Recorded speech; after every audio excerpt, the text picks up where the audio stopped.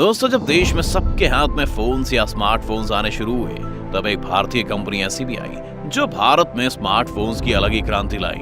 वो ब्रांड था माइक्रोमैक्स। भारतीय मार्केट में फोन लॉन्च होते ही शहरों से लेकर गांव तक अपनी कम कीमत और भारतीय मैन्युफैक्चरिंग कंपनी के होने के कारण हाथों हाथ पहुंच गई। घर पर बड़ों के पास या आपके खुद के पास कभी न कभी ये फोन जरूर आया होगा, पर आजकल माइक्रोमैक्स के फोन देखने को नहीं मिलते। ऐसा क्या हुआ इस कंपनी के साथ कि अचानक से ही भारतीय मार्केट से एक कंपनी गायब सी हो गई? आज के इस वीडियो में हम आपको यही बताने वाले हैं कि कैसे भारत की इतनी बड़ी कंपनी इतनी सक्सेसफुल होने के बाद अचानक बर्बाद हो गई। जानने के लिए बने रहिए वीडियो के अंत तक। माइक्रोमैक्स एक Indian smartphone and consumer electronic manufacturing company है। इसका हेड ऑफिस गुरुग्राम हरियाणा में है। 2010 तक माइक्रोमैक्स भारत की सबसे बड़ी फीचर फोन बनाने वाली कंपनी थी। इसके साथ साथ 2014 में दुनिया की 10वीं सबसे बड़ी स्मार्टफोन कंपनी की लिस्ट में भी इसका नाम शामिल किया गया था। 29 मार्च 2000 में राहुल शर्मा, राजेश अग्रवाल, विकास जैन और सुमित कुमार ने मिलकर माइक्रोमैक्स कंपनी की नींव रखी। शुरू में तो ये कंपनी सिर्फ एक सॉफ्टवेयर कंपनी थी और इसे माइक्रोमैक्स सॉफ्टवेयर के नाम से रजिस्टर करवाया गया था। लेकिन इसके बाद 2008 में राहुल शर्मा ने कंपनी को कंज्यूमर इलेक्ट्रॉनिक्स बनाने वाली कंपनी में बदलने का फैसला लिया, जिसके बाद माइक्रोमैक्स ने बहुत ही कम समय में काफी तरक्की की, क्योंकि उस वक्त बहुत कम लोग ही स्मार्टफोन का इस्तेमाल करते थे। इसलिए कंपनी का फोकस कीपैड फोन पर ज्यादा था और बाकी के मार्केट में अवेलेबल ब्रांड्स की तुलना में माइक्रोमैक्स काफी बजट फ्रेंडली फोन मार्केट में ला रहा था। तो 2015 तक माइक्रोमैक्स ने बहुत तरक्की की। ये कंपनी अपने शुरुआती दिनों में ज्यादातर फोन चाइना से ही मंगवाती थी, क्योंकि इस समय कहीं और से मंगवाने या भारत में फोन बनाने का ऑप्शन अवेलेबल नहीं था। माइक्रोमैक्स उस समय बहुत कम प्राइस में स्मार्टफोन प्रोवाइड करता था, क्योंकि एप्पल और सैमसंग के स्मार्टफोन्स ही फेमस थे और काफी महंगे भी थे। इसीलिए भारतीय मार्केट में इसके स्मार्टफोन्स काफी फेमस होते गए। 2014 एक ऐसा समय था दोस्तों, जब माइक्रोमैक्स ने सैमसंग को बीट करते हुए सबसे ज्यादा सेल्स की थी।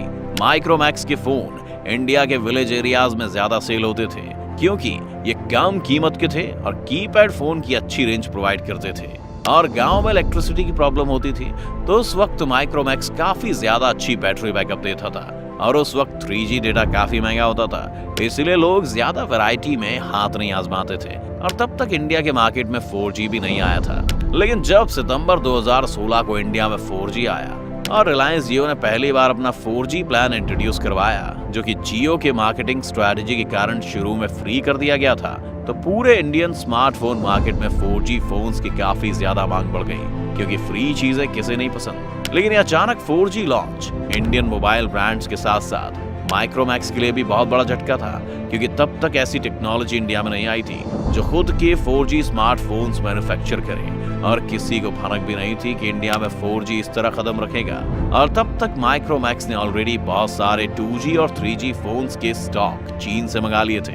इसलिए माइक्रोमैक्स ने सोचा कि पहले 2G और 3G फोन्स के स्टॉक निकाल लेते हैं, पर उनकी स्ट्रेटजी बिल्कुल भी काम नहीं आई और उनकी बिक्री नहीं हुई, क्योंकि जियो के 4G नेटवर्क लॉन्च करने के साल भर पहले ही इंडियन मार्केट में Xiaomi अपने बजट फ्रेंडली 4G फोन्स के साथ कदम रख चुकी थी और कस्टमर्स को फ्री 4G डेटा मिल रहा था।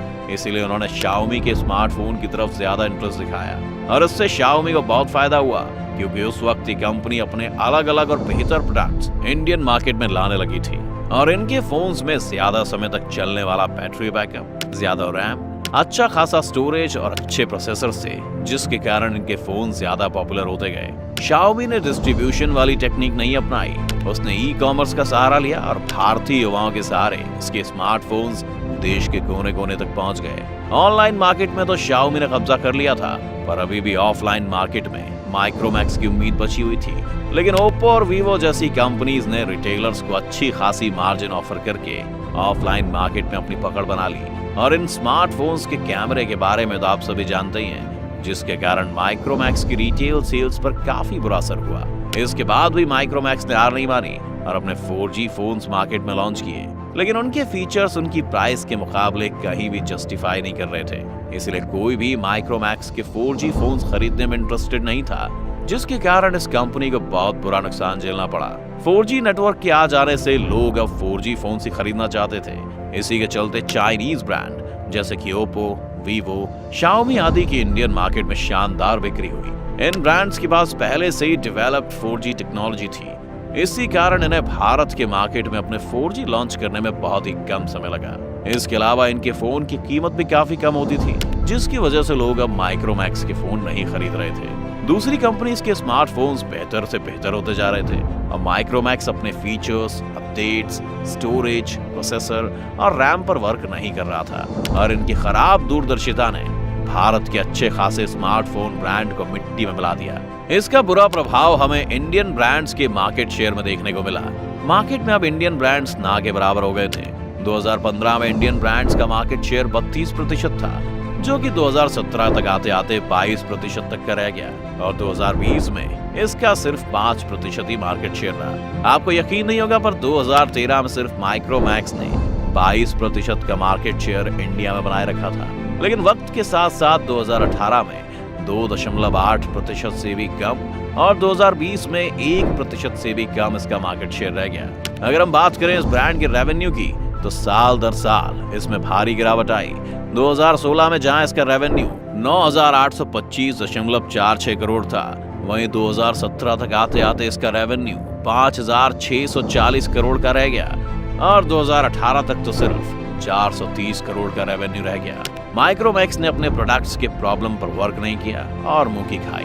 2019 में कोविड-19 आने के बाद पूरी दुनिया चीन से व्यापार करने में हिचक रही थी, क्योंकि चीन को इस महामारी के बारे में पता था, लेकिन उसने पहले से ही किसी भी देश को वार्निंग नहीं दी थी कि इतनी बड़ी महामारी फैलने वाली है और ना ही इससे बचने के उपाय बताए।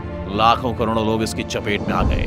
कई देशों की अर्थव्यवस्था जमीन पर आ गई। चीन से भारत के बिगड़ते रिश्ते को देखकर लोगों ने चाइनीज सामान का बॉयकॉट करना शुरू कर दिया। तब Xiaomi, Oppo, Vivo जैसी चाइनीज ब्रांड के लोग बॉयकॉट करने लगे और बार बार ट्वीट कर पूछने लगे कि माइक्रोमैक्स स्मार्टफोन कब लॉन्च करने वाला है। 2015 से 2020 का समय माइक्रोमैक्स के लिए अच्छा नहीं रहा, लेकिन अब इंडियंस हैं, ऐसे कैसे हार मान लेते। तब इतने लॉस के बावजूद भी राहुल शर्मा ने अगस्त 2020 में एक ट्वीट करके बताया कि हम वापस आ रहे हैं, जिसके बाद 3 नवंबर 2020 को माइक्रोमैक्स ने 2 स्मार्टफोन IN Note 1 और IN 1B लॉन्च किए, जो कि 5G फोन्स थे।